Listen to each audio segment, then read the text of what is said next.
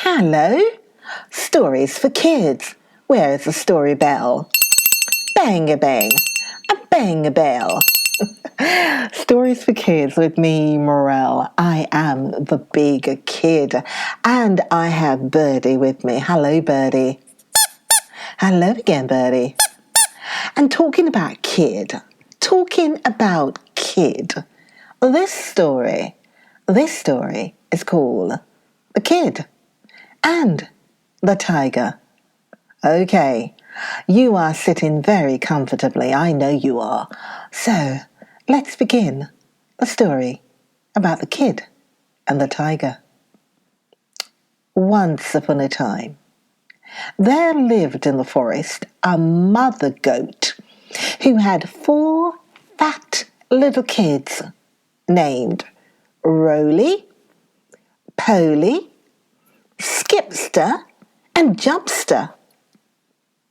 Not far away from the home of the goats lived a mother tiger with her 2 little cubs. Now, the mother tiger always pretended to be a dear friend of the nanny goat, but she really was jealous because Nanny had 4 little ones while she herself had only 2. One day, the old tiger growled to herself, "If only I could find some way to eat up 2 of Nanny's kids, then all things would be equal. But I must never let Nanny suspect me." So the tricky tiger licked her striped coat until it fairly shone, and she went to call on the nanny goat. "Dear friend Nanny," she said with a sweet smile, "my little ones have gone out and I'm very lonely at home. Do please let one of your dear little kids sleep with me." "Why, I shall be very glad to have one of them go," answered the stupid goat, for she felt flattered that one of her children should be invited to visit the great tiger. So Mother Goat went out to find her children. They were all having a frolic together. It's plain together. Roley and Polly were rolling over and over upon the ground, and Jumpster was jumping over Kipster. Come, children, called their mother. "A good, kind friend has invited one of you to come and spend the night in her house." "Ma, ma," bleated all the kids as they came running up, and 3 of the little kids shouted, "Let me go, oh, let me." But Roley, who was a wise little kid, said very quietly, "Who is the friend, Mummy?" "Why, it is your dear Aunt Yellow Stripe," answered the mother goat. Then all the little kids looked very sad, for they were afraid of the tiger. Although the mother tiger always smiled upon them, they could see her glistening teeth, and when she tried to shake paws with them, they were afraid of her cruel claws. Sometimes, when she rolled her eyes and looked at them, they felt that there was a gleam in her eyes which was not for their good. "No, thank you, Mummy. I should rather stay at home with you, said Skipster. No, no, thank you, Mummy, said Jumpster. No, no, thank you, Mummy, said Polly. They looked about at Roley to join in their frolic, but to their great surprise, Roley said, Yes, Mummy, I will go gladly. Bad, too bad, bleated the other 3 kids. Oh, don't go, poor Roley. We do not trust that terrible tiger. But Roley would not heed their warning. He knew what he was about, and he made up his mind that he would not let that terrible tiger trick him. So Roley went home with the tiger. And although she purred over him and made a great fuss over him, he watched her very sharply. When it was time to go to bed, Roley pretended to go to sleep, but he was watching all the time. At last, he heard the old tiger snoring. He got up as softly as he could and went to the back of the den and found one of the baby tigers. They had not gone out as their mother had said, but were sleeping in a dark corner. Roley took the little tiger cub and put it down by the mother tiger. Then he went and hid by the other little tiger. About midnight, the old mother tiger awoke and felt the little warm thing curled up by her side. Then she brought down her powerful paw with such force that she killed the little one at once and gobbled him up. It was so pitchy black that she did not know until morning that she had eaten one of her own babies by mistake, for there was little Roley on the floor playing with her other little one.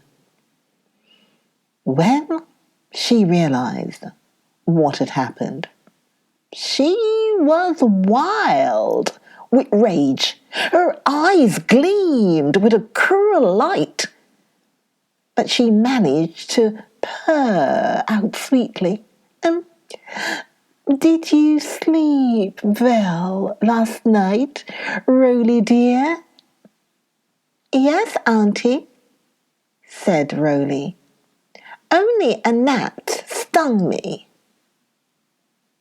Well, never mind, she murmured. Just come again tonight, and we shall see what we shall see. That night, everything happened just as before. Only Roley put a huge stone in his place, and then he ran for home as fast as he could go. At midnight, when the tiger awoke, she brought down her paw upon the stone. Did you sleep well last night, Roley dear? My gracious, she said, but that is a strong kid. I must kill him now, or he will kill me when he grows up. So she bit at the stone with all her might and broke all her front teeth. Howling with rage and pain, she looked all about her den. But Roley was not to be found. Mother Tiger lay awake all night with a pain in her teeth. She thought and thought, but she could not plan her revenge upon Roley. So in the morning, she went to a wise old one-eyed tiger, her friend and counselor, and asked him how she could punish Roley. They talked, and they walked, and they walked, and they talked, and when they came back to the den, there was the reckless Roley rolling about with the little tiger cub. "Ha ha!" laughed the old tiger. "So here you are, you little rascal. Just sit down, and I will tell you a nice story." "Oh, do, dear Uncle One-Eye," cried Roley. So, One-Eye began. "When I eat my dinner, I like to eat kids. 4 little kids are just one mouthful for me, and today I'm very hungry. So I am coming to your house, and I shall make one mouthful of you and your brothers and sisters." "Oh, good, good," cried Roley, clapping his paws. "What good stories you do tell. Now listen, and I will tell you a story. When you come to eat us up, Skipster will hold you by the forelegs, and Jumpster will hold you by the hind legs, and Polly will hold your head, and Roley will chop it off. And our mother will have a big fire ready, and we will cook you. But I think first we will skin off your coat, for it will make us such a nice striped rug for our floor." This story terrified the old tiger, and he took to his heels and ran for home as fast as he could go. On the way home, he met 6 other tigers, and he said, "My dear friends, I know where there's a fine kid for you to eat. I do not care for him myself, but I will help you catch him, and I will watch you eat him." The 6 tigers were all so hungry that each one would have liked to eat the whole kid. As they followed One-Eye, each tiger was plotting how to make the others do the work so that he could get the kid. They started toward the goat's home. And sure enough, there was Roley, rolling along toward home. But the minute he saw the tigers, he crawled up into a tall tree that grew near his house. The first tiger gave a spring in the air but could not reach the branch where Roley was sitting. Then the second tiger tried. And one after another, each tiger jumped but missed Roley. So he sat there on his perch, mocking them. Ah, too bad, too bad.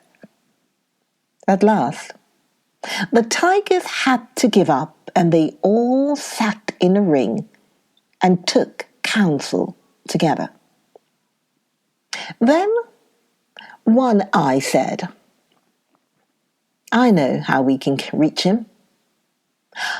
I will stand here against the tree trunk, and the rest of you can climb on my back, one on top of the other. Then we can catch the rascal very easily." They all agreed that this was an excellent plan.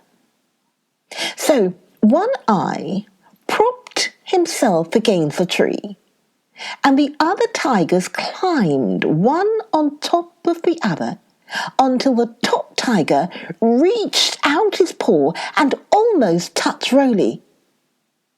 As he did so, One Eye cocked up his eye to see how they were getting along. Roley called out, "Mother, oh mother, give me a lump of mud and I will hit the old brute in his one eye and that will finish him." When One Eye heard this, he was so frightened that he gave a great jump and down tumbled the whole 7 tigers in a heap, and all fighting and biting and scratching and spitting at each other, for they imagined other beasts were fighting them. And so they fought with one another until they were quite worn out. As soon as each of the 7 tigers got his 4 legs to himself, off he went to his home. Then Roley climbed down from the tree, and all those joyous kids kicked up their heels and rejoiced together. Although they never had a tiger skin rug for their floor, they were just as happy, for they did not care to be reminded of their tricky friend, Yellow Stripe. And the terrible tigers were so frightened that they never again troubled Nanny Goat and her 4 frolicsome kids. That's the end of that story. And so, Birdie, I'm sure Birdie enjoyed that. Hello, Birdie. Okay, and again. All right, that's the end of that story. I hope that you're having a good week. I hope you're having a good week. And I will be back. Yeah, Morel saying I will be back. Listen out for the next story, the next video. I will be back soon. So take care for now. Be good. Okay, bye.